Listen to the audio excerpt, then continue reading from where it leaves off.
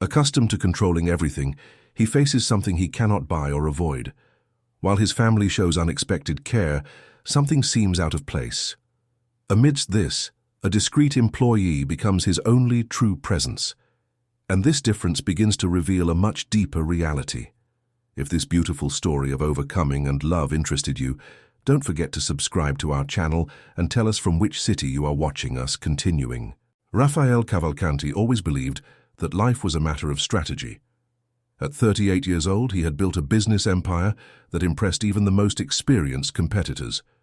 3 companies in the technology sector, stakes in promising startups, a penthouse apartment in Jardins with a view of Ibirapuera Park, and a routine so organized it seemed choreographed. He woke up at 5 in the morning, ran 10 kilometers, had coffee while reviewing financial reports, and arrived at the office before any employee. His imposing presence and his calculating gaze made people measure every word before speaking to him. Rafael did not intimidate on purpose, but he also did nothing to seem accessible. After all, vulnerability was something he considered a dangerous weakness in the business world. In recent months, however, something had begun to bother him. A persistent fatigue that did not disappear even after a full night's sleep. Joint pains that he attributed to excessive exercise. A strange sensation of imbalance that arose out of nowhere, as if the floor tilted for a few seconds. Rafael ignored the symptoms with the same determination he used to close difficult deals. He had no time for doctors, no patience for exams, and most importantly, no space in his schedule for weakness. It was Cecilia, his wife, who first insisted. They were having dinner at her favorite restaurant, a sophisticated Italian place in Villa Maddalena, when he knocked over his wine glass without noticing. The red liquid spread across the white tablecloth like a blood stain. Cecilia raised her perfectly lined eyes and said with that cold, polite voice she used for everything, "You are different, Rafael. You need to have a checkup." He muttered something about stress and changed the subject. Cecilia did not insist. She never insisted on anything that did not involve travel, charity dinners, or the decoration of the penthouse. Their marriage was an elegant and empty construction, like a modern commercial building. Beautiful on the outside, cold on the inside. They had met at a corporate event 7 years ago. Cecilia was the daughter of an influential real estate businessman, had an MBA from Harvard, and knew exactly how to behave in any elite environment. The relationship evolved in a natural and predictable way. Dinners at expensive restaurants, trips to exclusive resorts, conversations about investments and architecture. They married in a grand ceremony that occupied 3 pages in Vogue magazine. Rafael never asked himself if he loved Cecilia.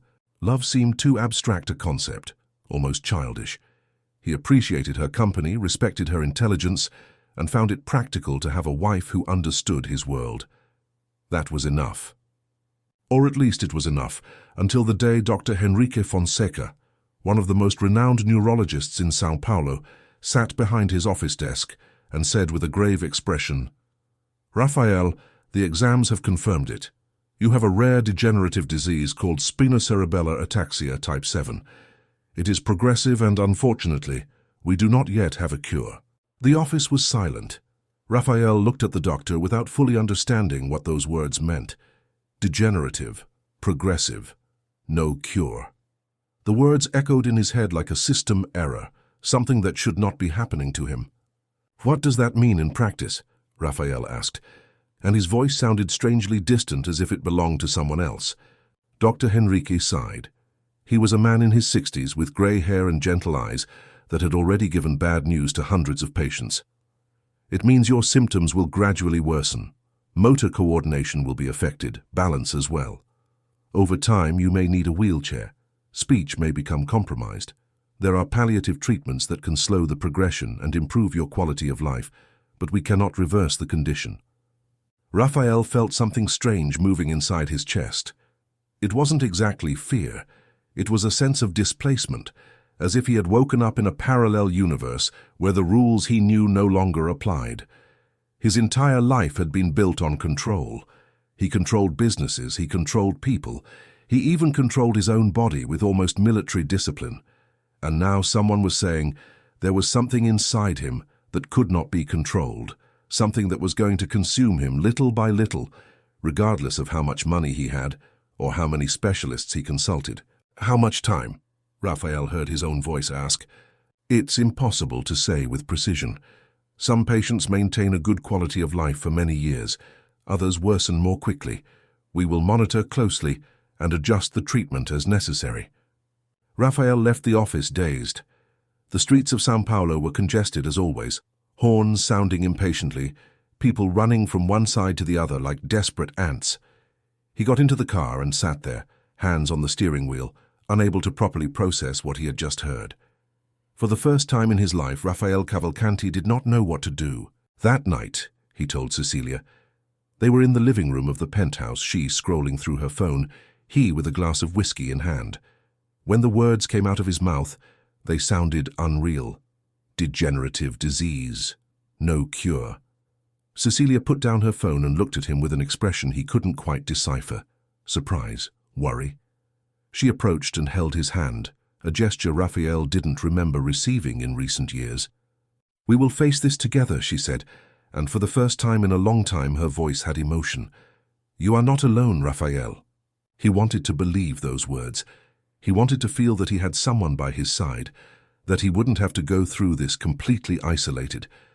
But something in him, perhaps an instinct trained by years of negotiations and contracts, noticed something strange in her tone. Was it care or was it theatre? Raphael pushed the thought away. He was being paranoid. The disease was messing with his head. In the following days, the atmosphere of the house changed. Cecilia began to appear at home more often, a rare thing since her routine usually involved charity lunches, Pilates classes, and meetings with friends in sophisticated cafes. Now she was there in the morning, asking how he had slept, preparing natural vitamins, offering massages. Raphael was surprised by the sudden dedication. Perhaps the marriage had more substance than he thought. Perhaps the disease was bringing to the surface something that had always been there, dormant. Raphael's siblings also changed. Bernardo and Luciana had always maintained a formal relationship with him. They showed up at family lunches organized by their mother, exchanged polite messages on holidays, and participated in the annual meetings of the family holding company. But there was never any real intimacy between them. Raphael was the eldest, the most successful, the one who had taken over their father's business and expanded it far beyond what anyone imagined possible. Bernardo worked at a consulting firm and lived complaining that Raphael had never invited him to work with him. Luciana was married to a lawyer and spent her days between spas and trips. They never showed genuine interest in Raphael's life. Until now. Bernardo started showing up at the penthouse without warning, always with some excuse. He wanted to talk about investments. He needed advice. He missed his brother. Luciana called almost every day, asked about the treatments, offered recommendations for alternative doctors, spoke with a tenderness Raphael didn't remember hearing before. In the first few weeks, he felt almost grateful. Perhaps the disease had a positive side. Perhaps it was bringing the family together, bringing people close, showing that affection existed, even when he thought it didn't. But gradually, Raphael began to notice strange things. Conversations that stopped abruptly when he entered the room. Glances exchanged between Cecilia and Bernardo that seemed to carry hidden meanings. Papers that appeared on the coffee table, documents from the family holding, asset spreadsheets, powers of attorney he didn't remember requesting. When he asked, there was always a reasonable explanation. Cecilia said she was just organizing the household finances. Bernardo claimed to be helping review investments to ensure everything was protected in case Raphael needed to step away from the business for a while. Luciana insisted it was important to have everything documented to facilitate future decisions. Raphael was not naive. He had spent years closing complex deals, identifying when someone tried to deceive him, reading between the lines in apparently innocent contracts. But now, weakened by the disease and desperately wanting to believe he was not alone, he allowed himself to ignore the signs. He wanted that affection to be real so badly that he chose to pretend not to see the cracks. The only presence that remained constant and discreet in the penthouse was that of Marina Silva. She had worked as a cleaner in the house for 3 years, always punctual, always silent, always almost invisible in the luxurious setting around her. Raphael barely noticed her. He knew she came 3 times a week, left everything impeccable, and went away without making a sound. He knew almost nothing about her life. He didn't know that Marina was 32 years old, that she lived in a neighborhood in the East Zone, that she took 2 buses to get to Jardins, that she supported an 8-year-old daughter alone after her husband died in a motorcycle accident 4 years ago. He didn't know that Marina woke up at 4:30 in the morning, prepared her daughter's breakfast, left the girl with her grandmother, and spent the day cleaning the houses of rich people who never really looked at her. Marina noticed the change in the house before anyone else. She had that kind of sensitivity that comes from years of observing people without being noticed. She saw Raphael walking more slowly through the hallways, holding onto the furniture more frequently, stopping halfway as if he had forgotten where he was going. She saw Cecilia smiling more, but with a smile that didn't reach her eyes. She saw Bernardo and Luciana flipping through documents in the living room when they thought no one was looking. Marina said nothing. It was none of her business. She was there to work, not to meddle in the employers' lives. But something in her, perhaps the memory of having cared for her own husband when he was sick, perhaps the memory of the loneliness she felt in those days, made her start to notice Raphael in a different way. Not with pity, but with a silent understanding that this powerful man was facing something that no amount of money could solve. One morning, Raphael was alone in the kitchen, trying to prepare coffee when he dropped the cup. It shattered on the marble floor with a dry thud. He looked at the scattered shards and felt a wave of frustration so intense it almost suffocated him. He couldn't even hold a damn cup. Marina appeared at the kitchen door holding the bucket with cleaning products. Her eyes met his for a second, and in that brief moment, Raphael saw something he didn't expect. Compassion without judgment. She said nothing. She simply knelt down, carefully gathered the shards, cleaned the floor, and before leaving, prepared fresh coffee and left it on the counter, along with a small note written in simple handwriting. "Good morning, Mr. Raphael. The coffee is ready." It was a minimal gesture, almost nothing, but for the first time since the diagnosis, Raphael felt that someone had truly seen him. Marina Silva never imagined that life would take her inside the penthouses of Jardins. She grew up in Guiana-Seas, in her grandmother's house, with a childhood of playing in the street and rice and beans. At 20, she married Douglas, a motorcycle courier who made her laugh. Their daughter Isabella was born 2 years later. They had little, but they had love. Douglas's death in a motorcycle accident destroyed everything. It was too fast for goodbyes. Marina was left with a young daughter, debts, and no safety net. But Isabella needed to eat, and pain doesn't pay the bills. So Marina swallowed her despair and went to work. She started cleaning houses through recommendations, building a solid reputation. She was punctual, discreet, reliable. That was how she arrived at Raphael's penthouse 3 years ago. The apartment was huge and empty. 300 meters of marble, imported furniture, a privileged view. But no real life. Cecilia was rarely home. Raphael arrived late, went straight to the bedroom. They lived like strangers. When she realized Raphael was sick, something changed in Marina. She knew illness. She had cared for her grandmother with diabetes. She had seen Douglas depart. She recognized that way of someone fighting against their own body, trying to maintain dignity. Raphael never asked for help, but Marina began to offer small attentions without fanfare. She left a glass of fresh water on the coffee table in the living room when she saw he was tired. She prepared strong coffee on mornings when he seemed particularly exhausted. She arranged the sofa cushions in a way that made it easier when he needed to lean back. They were minimal gestures, almost invisible, but she knew they made a difference. She had learned this caring for people who suffered. It was on a Thursday afternoon that everything began to truly change. Marina was cleaning the living room when she heard voices in the kitchen. She recognized Cecilia's voice and Bernardo's.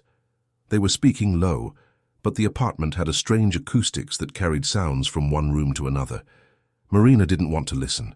She really didn't. But the words reached her anyway. "We need to act fast," Bernardo was saying, "while he is still lucid and vulnerable. If we wait too long, he might change his mind." "I know," Cecilia replied impatiently. I'm doing my part, but you need to be more subtle.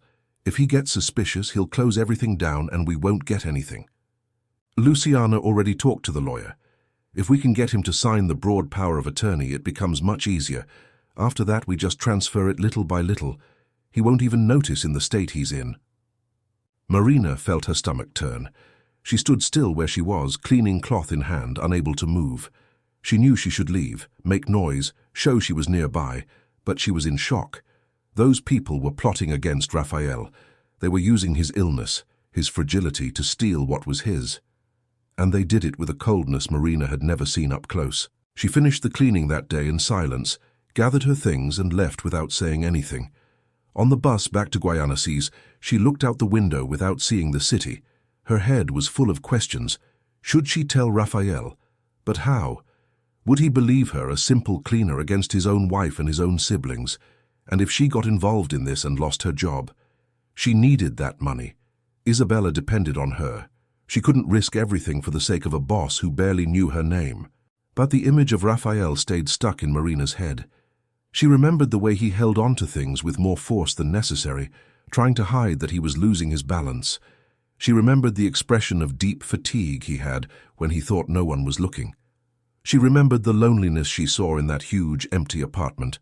And more than anything, she remembered how Douglas had been alone in his final days, surrounded by people who didn't truly care.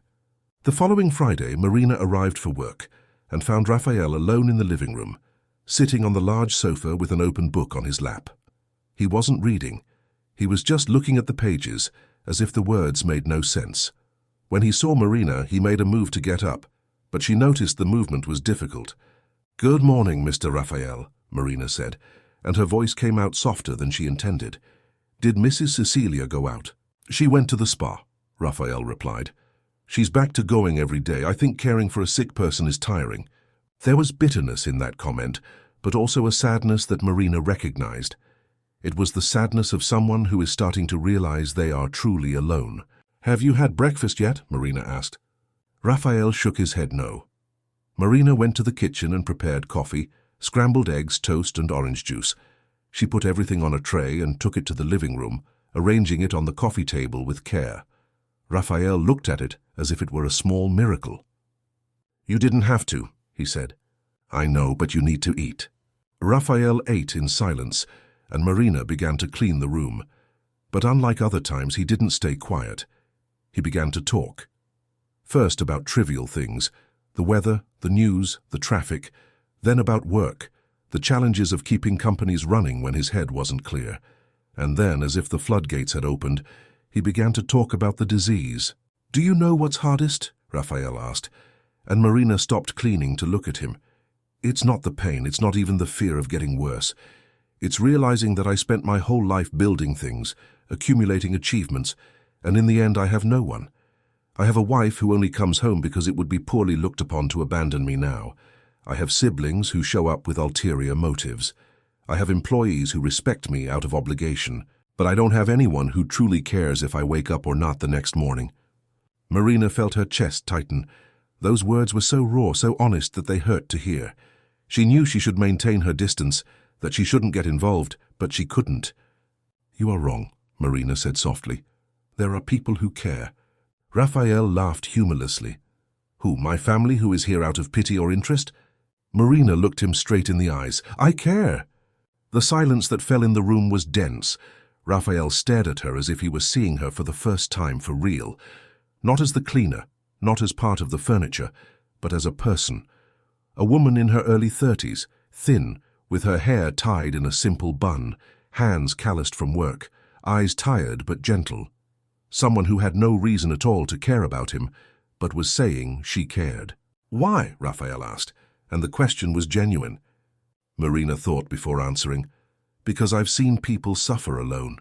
I've seen people die without having anyone who really cared, and it's the worst thing in the world. No one deserves that. Not even you." Something broke inside Raphael at that moment. It wasn't dramatic. There were no tears or declarations. It was just a silent recognition that this simple woman, whom he had never stopped to get to know properly, had just offered him something no one in his family had given: humanity without calculation. "You can call me Raphael," he said after a while. Without the Mr. Marina smiled. All right, then you can call me Marina, without the Mrs. From that day on, something changed between them. It wasn't sudden or showy. It was gradual, built on small conversations and shared silences. Raphael began to look forward to the days Marina came to work. He prepared coffee for both of them.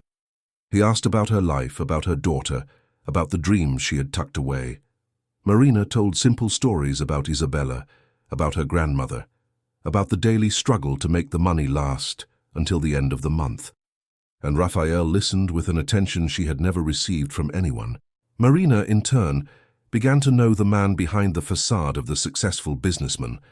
She discovered that Raphael was afraid of the dark, a childish fear he had never told anyone, that he collected old jazz records but never had time to listen to them, that he dreamed of traveling to Iceland but never went because work always came first, that he deeply regretted not knowing his own father better before he died, and now understood he was repeating the same pattern of emotional distance. Meanwhile, the house continued to reveal its cracks. Cecilia returned from the spas increasingly impatient, irritated when Raphael refused to sign documents she brought. Bernardo appeared with lawyers, always with the excuse of protecting the family assets. Luciana called crying, saying she was worried about her brother, but always ended the conversation asking him to review his will. Marina saw all of that and felt a growing anger. How could those people be so cold, so calculating? Raphael was fighting a disease that was going to destroy him little by little, and the people who should have been by his side were plotting to take advantage of the situation. One night, Marina was putting away the cleaning products when she heard an argument in the office. Raphael and Cecilia. Her voice was loud, something rare. You are being irrational. It's just a power of attorney. I am your wife, Raphael. I have the right to help take care of your things. So you have the right to support me, not to control me. Raphael's voice was firm, but Marina noticed the fatigue in it.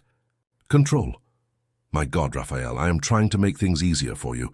If you become incapacitated, someone will need to make decisions. Or do you prefer that strangers do it? I prefer to make my own decisions while I still can. Cecilia left the office, slamming the door. She passed by Marina without even looking at her, grabbed her purse and left the apartment. Raphael stayed in the office, and Marina hesitated. Should she leave and leave him alone? Or should she stay and offer some kind of comfort? She knocked lightly on the office door. Raphael was sitting in the leather chair, his hands over his face. When he looked up and saw Marina, he tried to hide the fatigue. Sorry, you didn't need to see that. Marina entered the office. Do you want to talk?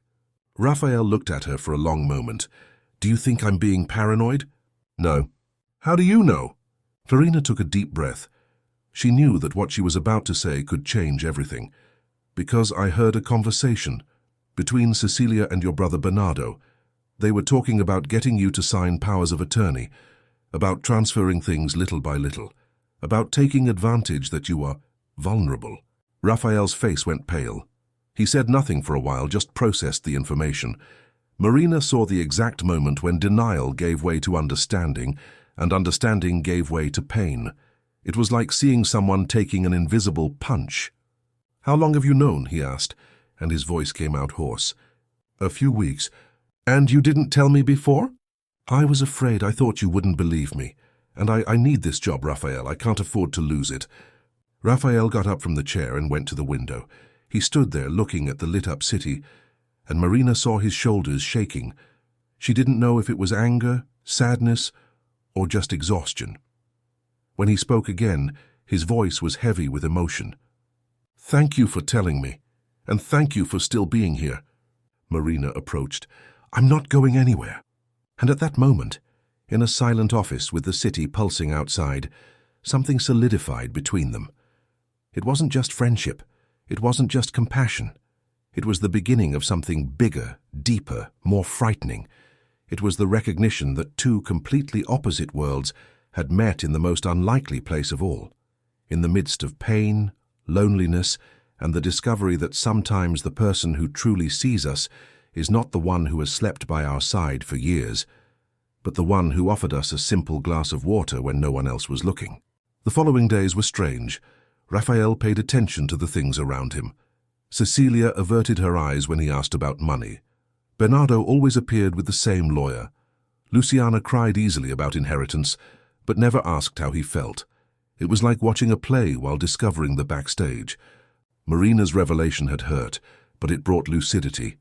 Raphael questioned everything. Did Cecilia ever love him? Did his siblings feel anything when they learned of the disease? And his mother, who called crying but never visited. Did anyone care about him as a person? The contrast with Marina was striking. She continued coming 3 times a week, and those days were the only ones when Raphael felt anchored. They talked about everything. Marina told him about Isabella learning the guitar. She spoke of her 90-year-old grandmother, who made the best feijoada.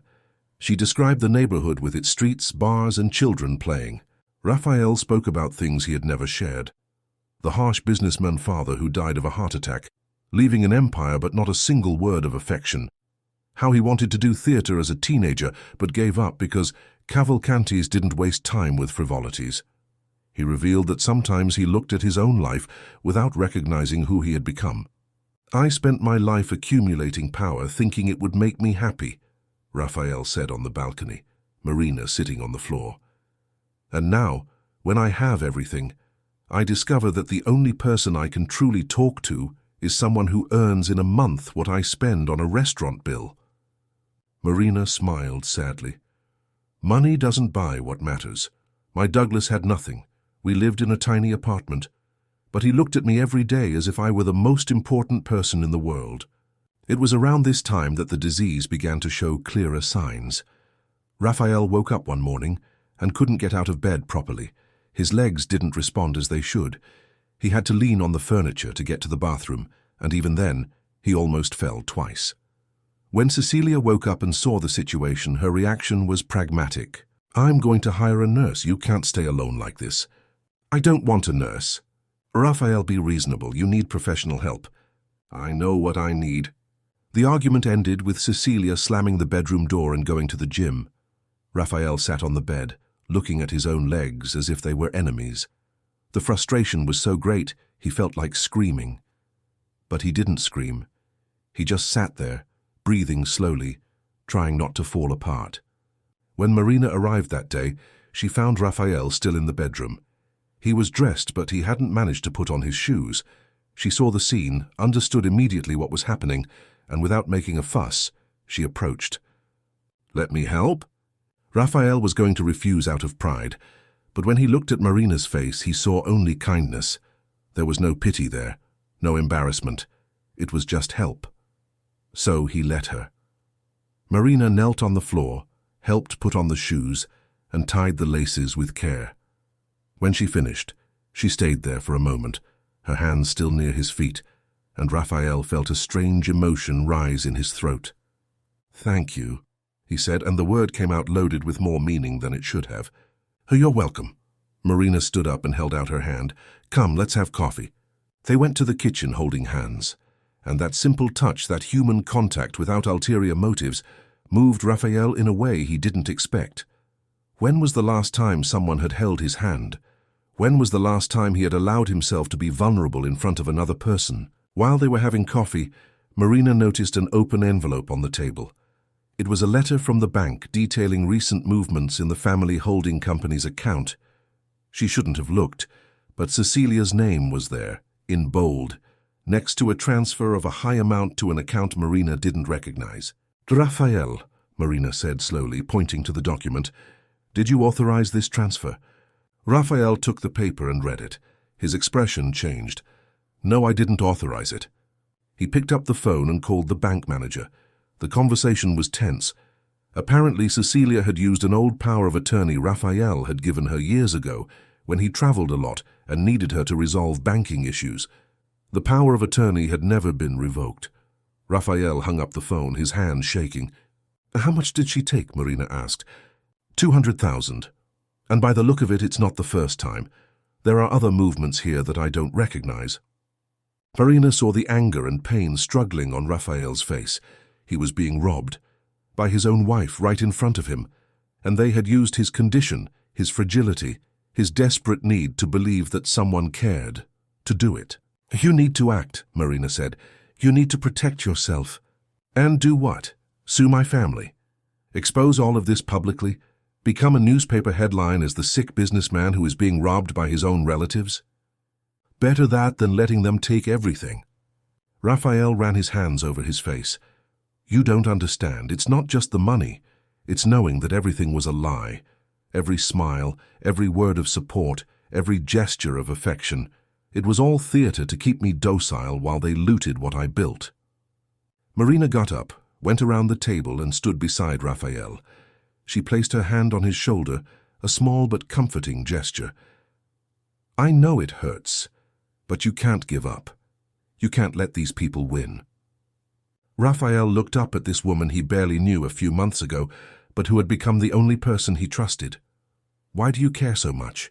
You could just do your job and ignore all of this. Marina sat in the chair next to him.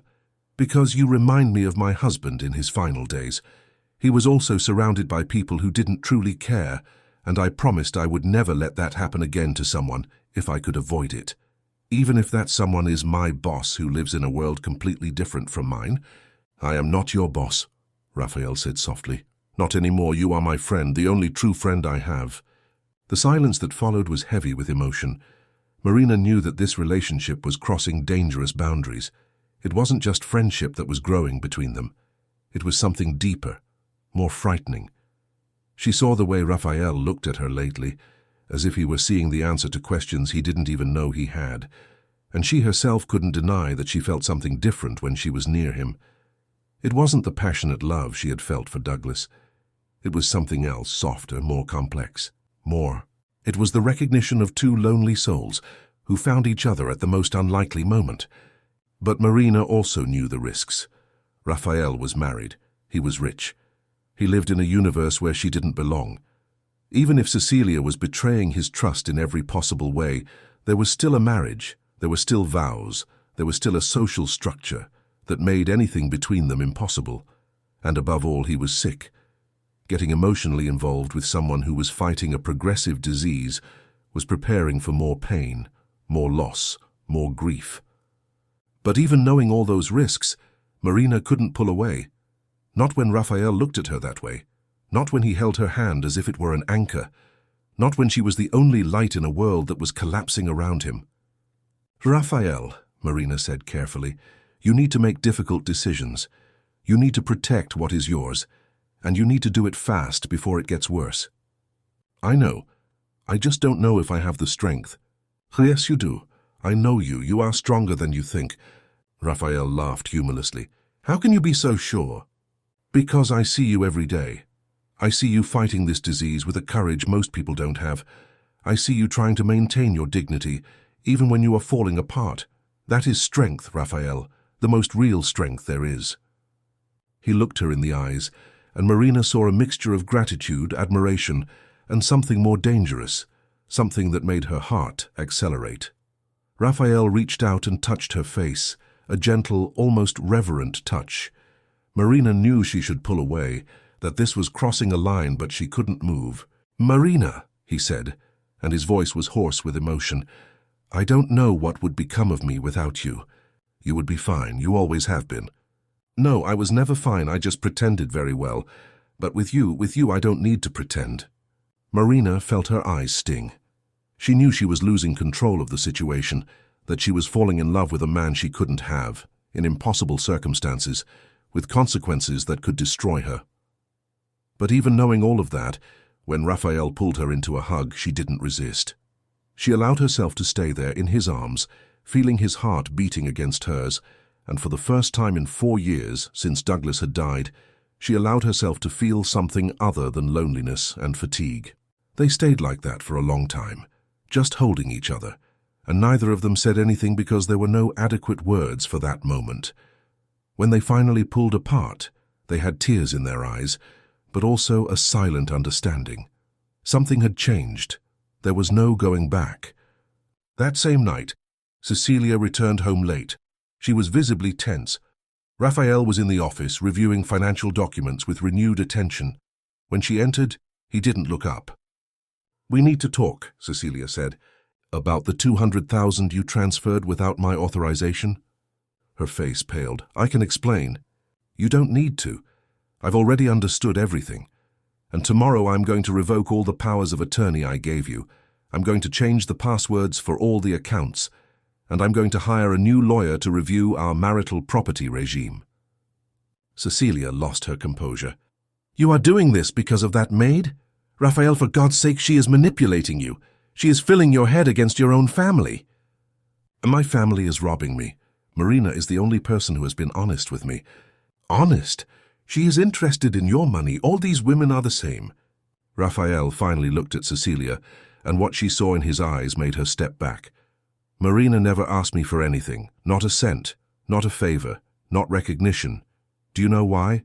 Because she doesn't see me as a bank account. She sees me as a person. Something you never did. Cecilia tried another approach. Raphael, you are sick. You aren't thinking straight. When you get better, you'll see that I'm right. I'm not going to get better, Cecilia. The disease is progressive. It will get worse. And I prefer to face this with someone who truly cares than surrounded by people who are counting the days until I die to leave everything to you. The cruelty of those words hit Cecilia like a slap. She stood still, not knowing what to say, realizing she had lost. The weak and manipulable man she expected to find was no longer there. In his place was someone who had finally woken up to reality. I want a divorce, Raphael said. I'll talk to my lawyer tomorrow. You can stay in the apartment until we resolve the details. But I want you to know, it's over. Cecilia left the office in silence, and Raphael stayed alone in the shadows, processing what he had just done. He had ended his marriage. He had confronted his wife. He had made a decision. And strangely, instead of feeling fear or regret, he felt something like relief, as if he had finally taken off a heavy mask he had worn for years. He picked up his phone and sent a message to Marina. Thank you for helping me see the truth. You saved me from myself. The reply came a few minutes later. You saved yourself. I was just here. Raphael smiled. No, she wasn't just there. She had become the reason why he still wanted to wake up the next morning. The days that followed were chaotic. Cecilia moved to a hotel while the lawyers began to negotiate the terms of the divorce. Bernardo and Luciana appeared at the penthouse making a scene, accusing Raphael of being crazy, of being manipulated, of destroying the family because of a maid. Raphael faced them with a cold calm they had never seen in him. He said they had chosen to see him as an asset instead of a brother, and now they would have to live with the consequences of that choice. He revoked all powers of attorney, changed passwords, hired a new law firm specializing in asset protection, and reorganized the entire structure of the family holding company so that no one could access anything without his express authorization. The news spread quickly through São Paulo's social circles. Rafael Cavalcanti, the successful and discreet businessman, was getting a divorce and had cut ties with his siblings. Speculation was inevitable. Some people said the disease had affected his judgment. Others whispered that there was another woman involved. Gossip newspapers tried to get photos, interviews, anything that could feed the scandal. Raphael ignored it all. He had more important things to worry about. The disease was progressing. The tremors in his hands became more frequent. The difficulty with balance increased. He had to start using a cane to move around the house safely. The doctor suggested he consider hiring professional caregivers, but Raphael refused.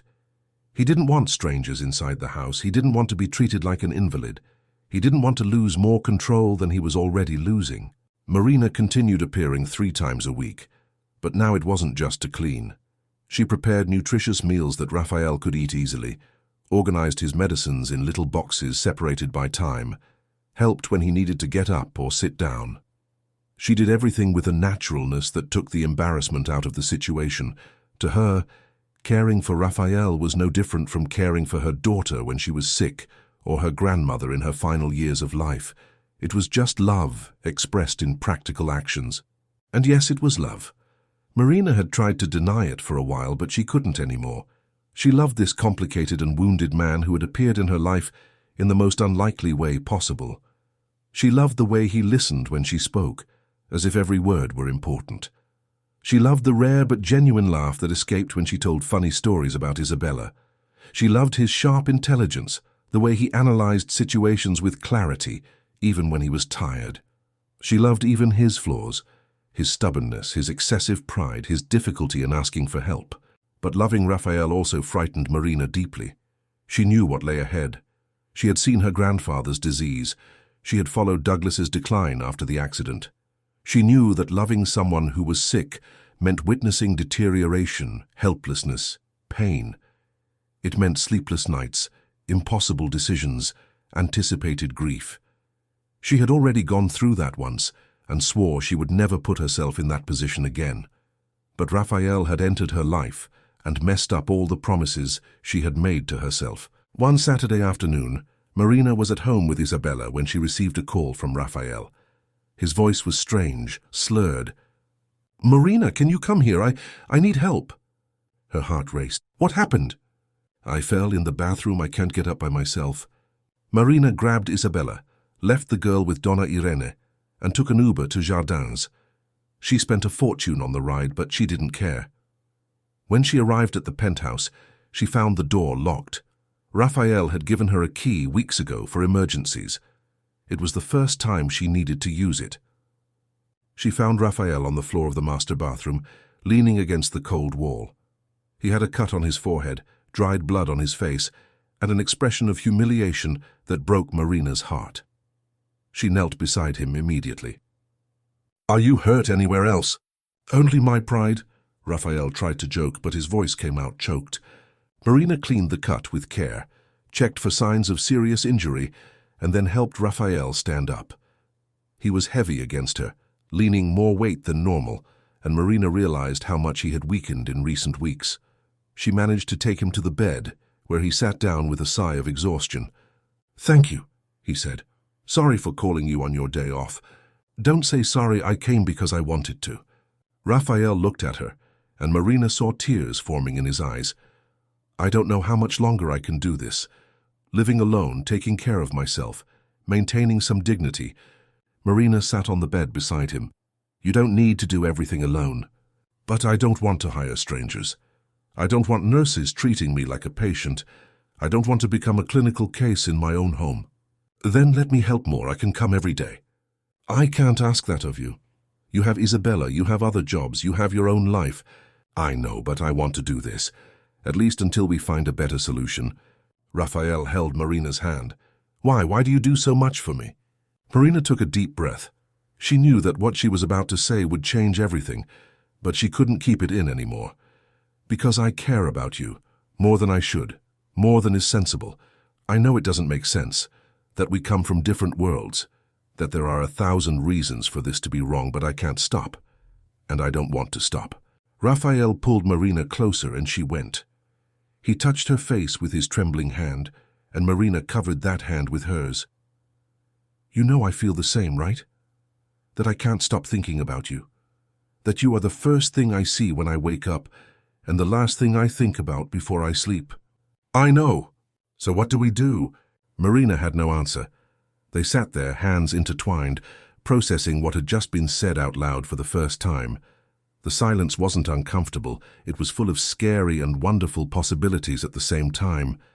It was Raphael who broke the silence. "Come live here." Marina blinked, surprised. "What?" "Come live here, you and Isabella. There are 4 bedrooms in this apartment. I can pay for her to study at a good school near here. You don't need to work in other places anymore. Stay only with me. Take care of me, but not as a maid. As someone I love." The words hung in the air. Marina felt her chest tighten. It was everything she wanted and everything she feared at the same time. "Raphael, people will talk. They will say horrible things, that I took advantage of you, that I'm a gold digger, that I don't care what people say.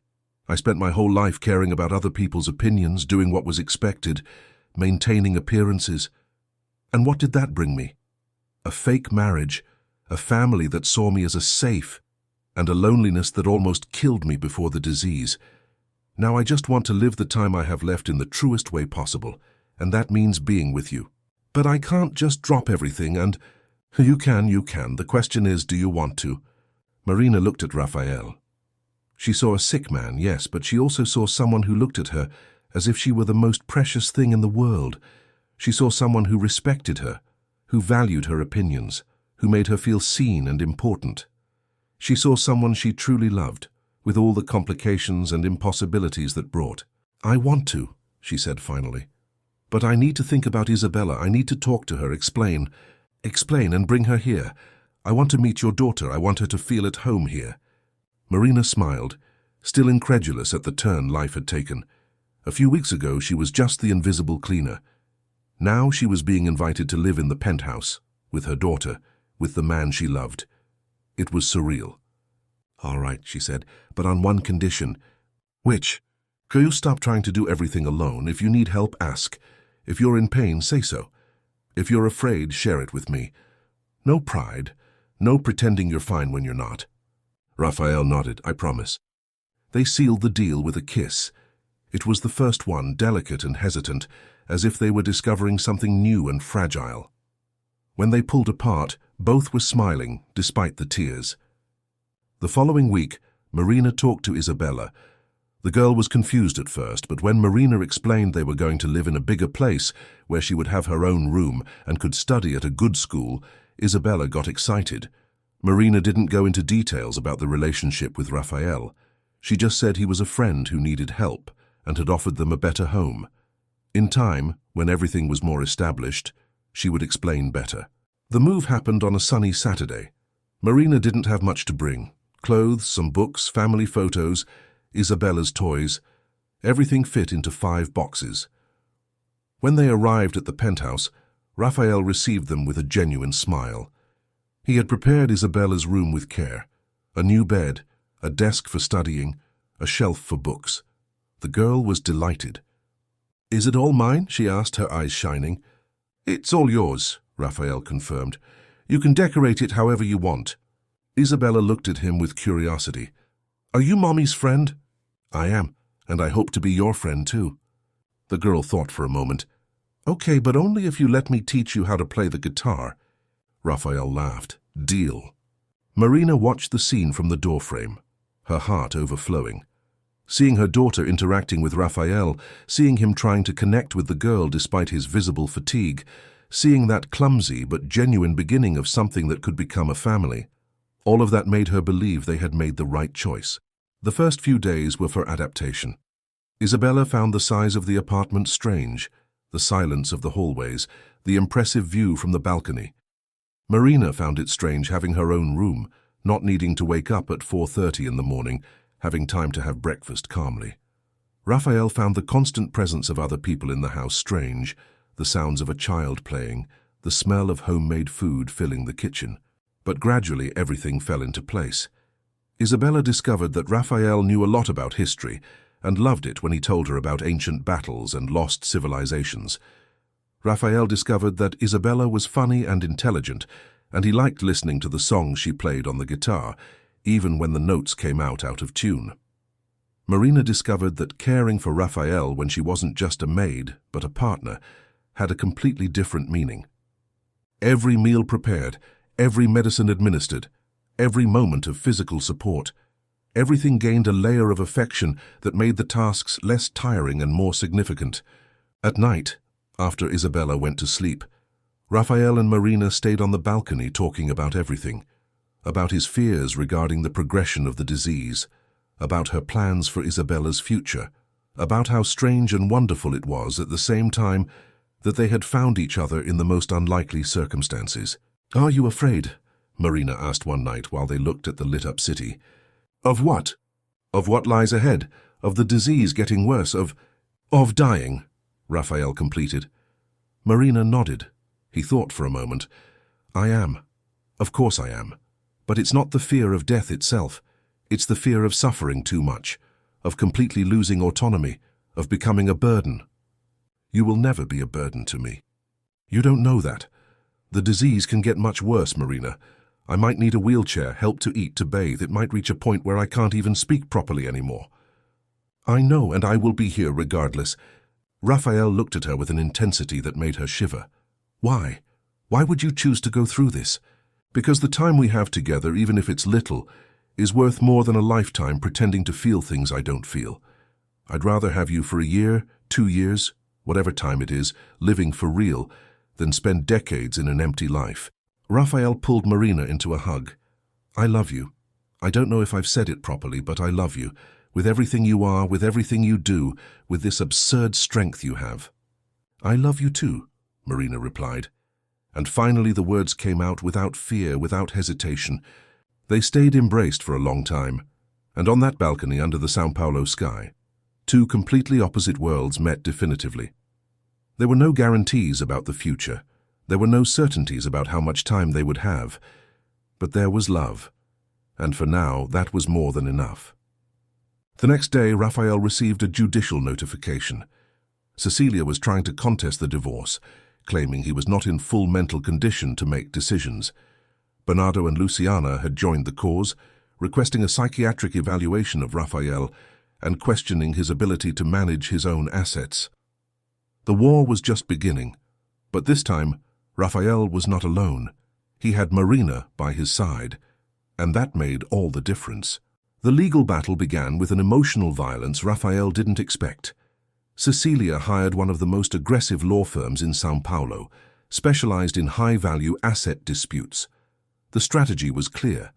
Paint Rafael as a man mentally incapacitated by the disease, easily manipulated by an opportunist who had taken advantage of his vulnerability. Marina was described in the court documents as a person of lower social class who infiltrated the respondent's life with clear financial intentions. The words were harsh, calculated to wound and delegitimize. Rafael's lawyer, Dr. Marcelo Andrade, a man in his 50s with decades of experience in business law, was direct in the first meeting. It was in his office, an elegant place on Faria Lima Avenue, with a view of the city and shelves full of law books.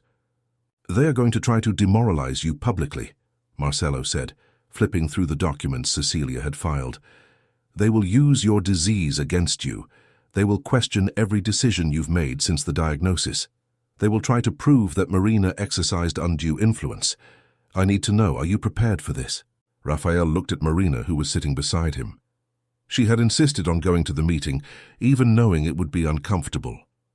"I am prepared for whatever is necessary. I won't let them destroy my life and still keep everything I built." "Great. Then we're going to need ammunition. Updated medical reports proving you are lucid and capable. Witnesses who can testify about the problematic relationship with Cecilia and your siblings before the disease. Documentation of all suspicious financial movements. And mainly, we'll need to demonstrate that your relationship with Marina," he looked at her with respect, "is genuine and not opportunistic." "How do we do that?" Marina asked, and her voice came out firmer than she felt. "By being transparent. Truth is always the best defense, even when it's inconvenient. I'm going to need you to document everything. How you met, how the relationship evolved, every important conversation, every decision made. The more details we have, the better." In the following weeks, Rafael and Marina's life turned into a roller coaster of depositions, hearings, and legal strategies. Rafael went through 3 independent psychiatric evaluations, all concluding he was mentally lucid, fully capable of making decisions about his life and assets, and that the disease affected his motor coordination, not his cognitive faculties. The reports were fundamental, but they didn't stop Cecilia from spreading rumors. The gossip press had a field day. Photos of Marina entering and leaving the penthouse appeared on celebrity sites. Sensationalist headlines questioned if she was an opportunistic Cinderella or a dedicated caregiver. Comments on social media were cruel. They called Marina a parasite, a gold digger, a woman who sold herself for a better life. Some went as far as attacking Isabella, saying the girl was being used as a manipulation tool. Marina tried to ignore it, but it was impossible not to be affected. She cried several times reading the comments, feeling the weight of public judgment on her shoulders. Donna Irene called worried, saying neighbors were talking, asking uncomfortable questions. Some of Marina's former employers contacted her to cancel her services, claiming they didn't want to be associated with this type of situation. Marina was losing not only her privacy, but also her reputation built with years of honest work. Rafael saw her suffering and felt guilty. One night after Isabella went to sleep, he found Marina in the kitchen crying in silence. She tried to hide it, but he saw.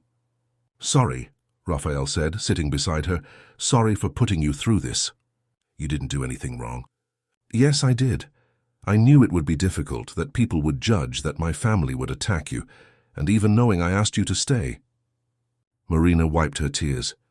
"And I chose to stay. No one forced me, Raphael. I knew what I was getting into. But you didn't imagine it would be so cruel." "No.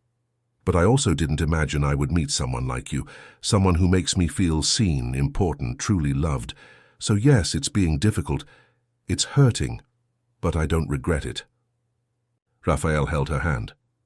"When this is over, when the divorce is final, I want to marry you, for real. With a party, with Isabella as a flower girl, with everything. I want the world to know you're not an opportunist. You're the woman I love." Marina smiled despite the tears. "Are you proposing in the kitchen while I'm crying?" "I am. Is it romantic or ridiculous?" "A bit of both." Marina laughed and the tension eased a little. "But I accept, of course I accept." The judicial process dragged on. Cecilia presented appeal after appeal, trying to delay the inevitable. Bernardo and Luciana appeared with their own lawyers, asking for access to the family holding company's accounting books, claiming Raphael was squandering the assets. That was when Dr. Marcello found the evidence they needed. He hired a private investigator, specialized in financial crimes, who discovered that Cecilia hadn't just transferred 200,000. In the last 2 years, since Raphael started showing the first symptoms of the disease, she had systematically diverted funds to accounts in tax havens. The total reached almost 5 million reais. Even more shocking, Bernardo and Luciana were involved. There was a documented plan, email exchanges among the three, conversations in messaging apps that the investigator managed to recover. They had coordinated to empty Raphael's accounts little by little, hoping the disease would incapacitate him before he noticed. When the evidence was presented in court, the game turned completely. The judge, a serious man in his 60s who had seen everything in decades of career, did not hide his indignation. He ordered the immediate freezing of all accounts in the names of Cecilia, Bernardo and Luciana.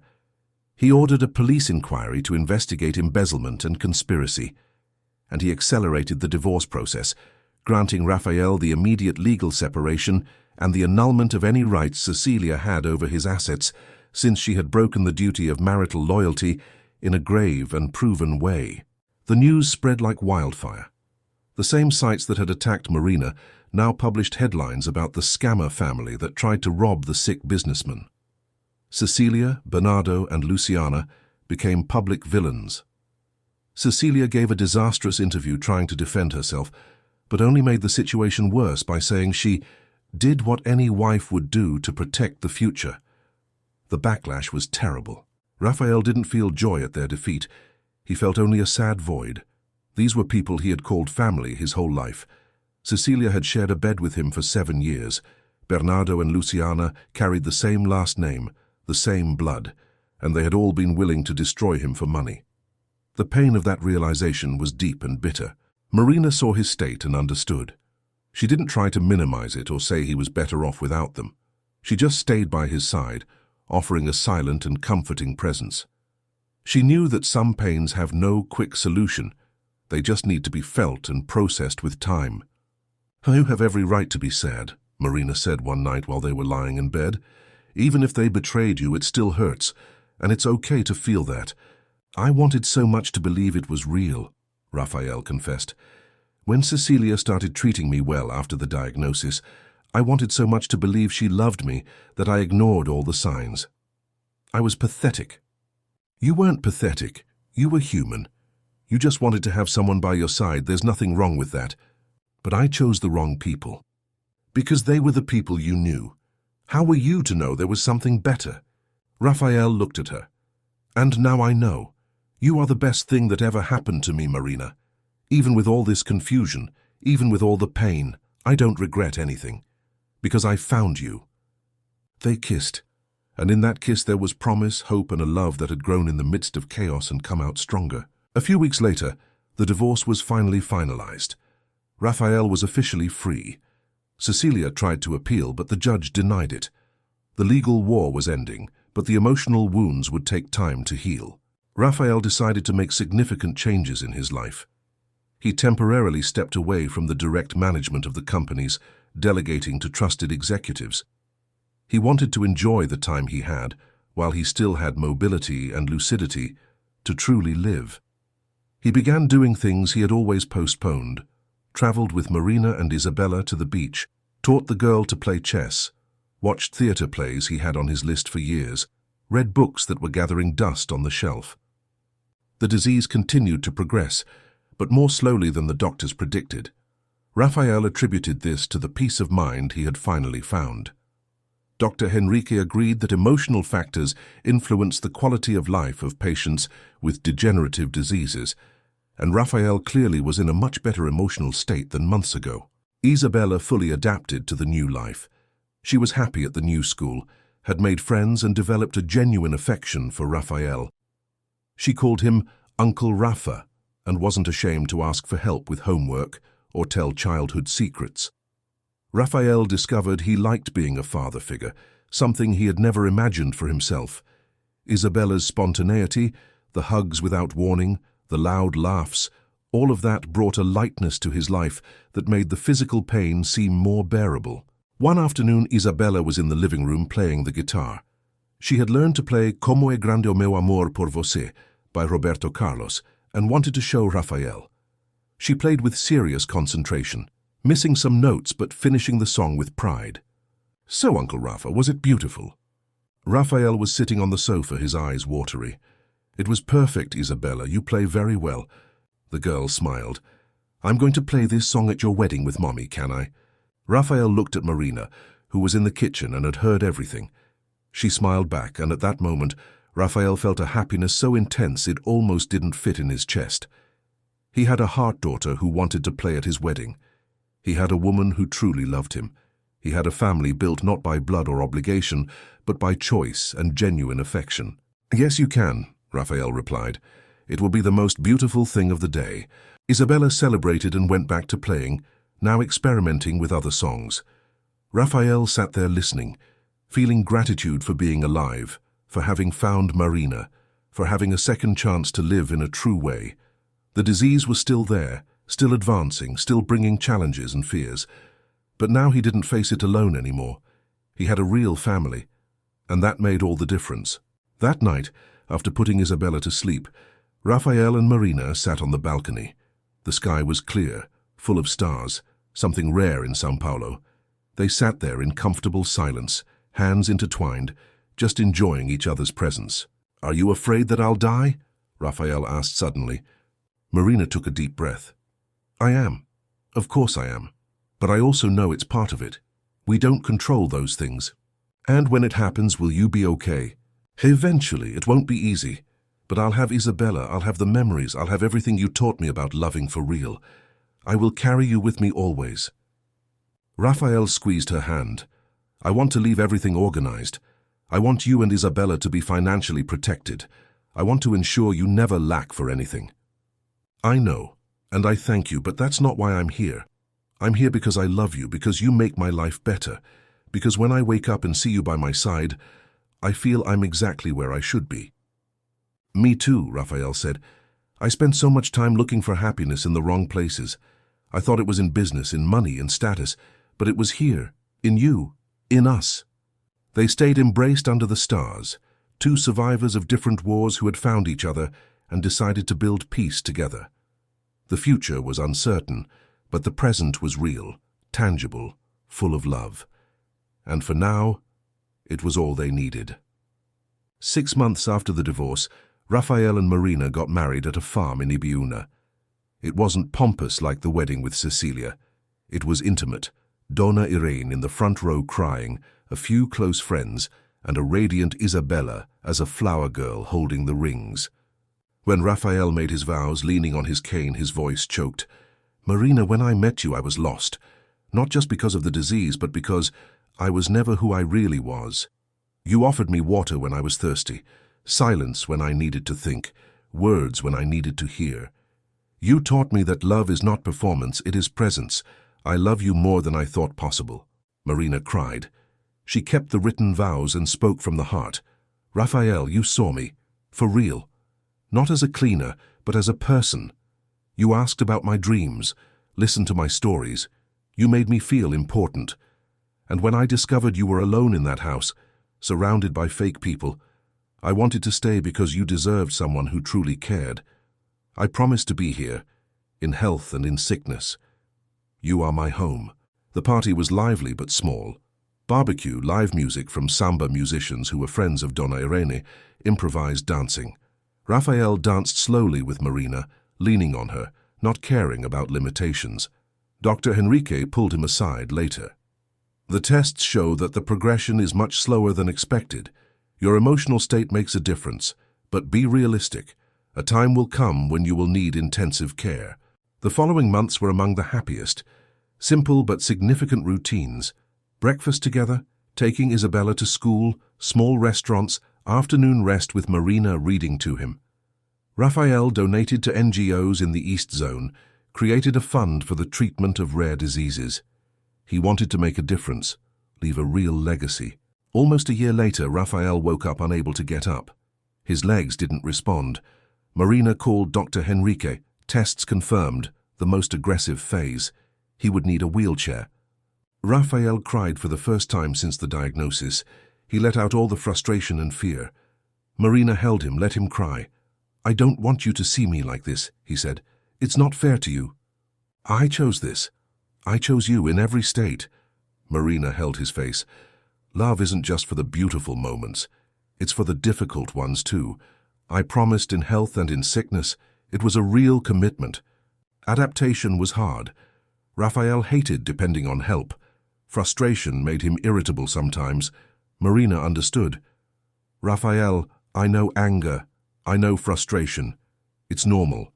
You don't need to apologize for feeling it." Isabella helped in her own way. She told bad jokes, played songs dedicated to him, drew cards and stuck them on the mirror.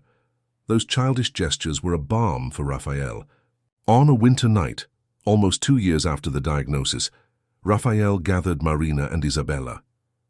"I want you to know that I've already left everything organized. Will, documents, instructions. You will be fine financially. Isabella will be able to study at the best schools. You, Marina, will never worry about money again. The penthouse is yours. And I want that, when I'm gone, you live.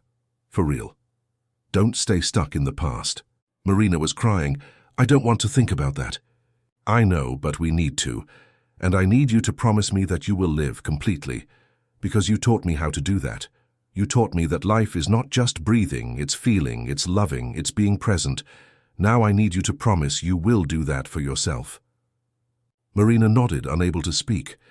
Isabella, who until then had been quiet, got up and hugged Raphael. "Uncle Rafa, you aren't going to die anytime soon. I prayed to God he's going to let you stay." Raphael hugged the girl, his heart tight. "Thank you, little one. I'll stay as long as I can, I promise." And Raphael kept the promise. Against all odds, against medical predictions, he continued. The disease progressed, yes, but slowly. He had to use a feeding tube at a certain point. He lost more movement in his arms. His speech became slurred. But his mind remained lucid and his heart remained full of love. Marina cared for him with a dedication that impressed even the professional nurses Raphael finally agreed to hire to help with more complex procedures. She was there every morning, every day, every night. She read to him, played music he liked, told him about the day, about Isabella, about the world outside. She kept Raphael connected to life even when his body was giving up. On a spring afternoon, 3 years after the initial diagnosis, Raphael was lying in bed looking out the window. He could see Ibirapuera Park from where he was, the green trees, the people running, life happening. Marina was sitting beside him, reading a book aloud. "Marina," Raphael called, his voice weak. She stopped reading immediately. "I'm here. I want to thank you." "For what?" "For everything. For having stayed, for having loved me, for having given me the best years of my life." "They were the best years of my life too." Raphael smiled. It was a small smile, limited by muscle weakness, but it was genuine. "I'm not afraid anymore." "Afraid of what?" "Of dying. Because I know I lived for real, I loved for real, I was loved for real, I have nothing else pending. Everything is complete." Marina felt the tears streaming down, but she smiled back. "You are the bravest man I know." "Only because you taught me to be." They stayed there in silence, hands intertwined, just existing together. The afternoon turned into night, and Marina continued by his side, as she always had been, as she always would be. Raphael lived for 4 more years after the diagnosis. 4 years that medicine did not foresee, 4 years that he used to love, to be loved, to make a difference, to live with truth. When he finally departed, it was in peace, surrounded by Marina and Isabella, knowing he had left a legacy of true love. Marina cried at his passing as expected, but she also celebrated the life they had together. She kept the memories, the lessons, the love. And as Raphael had asked, after a time of mourning, she moved on. Not because she forgot, but because she remembered. She remembered everything he had taught about living fully. Isabella grew up strong and determined, carrying within her the lessons of courage she learned watching Raphael fight. She graduated in music, became a guitar teacher, and always said that Uncle Rafa had been the stepfather she never had, but always deserved. Marina never married again, not because she didn't want to, but because she understood that some loves are unique. Raphael had been that for her, an unlikely, intense, transforming love that appeared when she least expected it and changed everything. She carried that love in her heart for the rest of her life, and whenever she looked at the view of Ibirapuera Park from the penthouse that was now hers, she felt Raphael there, whispering that it had been worth it, that every moment had been worth it. And it had. Every second, every difficulty, every tear, every smile, it had all been worth it. Because in the end, what matters is not how long we live, but with what intensity we love. And Raphael and Marina had loved with an intensity that most people never experience in a whole lifetime. They had found in each other the cure that doctors could not give, the cure for loneliness, for emptiness, for the lack of meaning. They had cured each other, not of physical disease, but of the disease of the soul, which is to live without being truly seen, without being truly loved.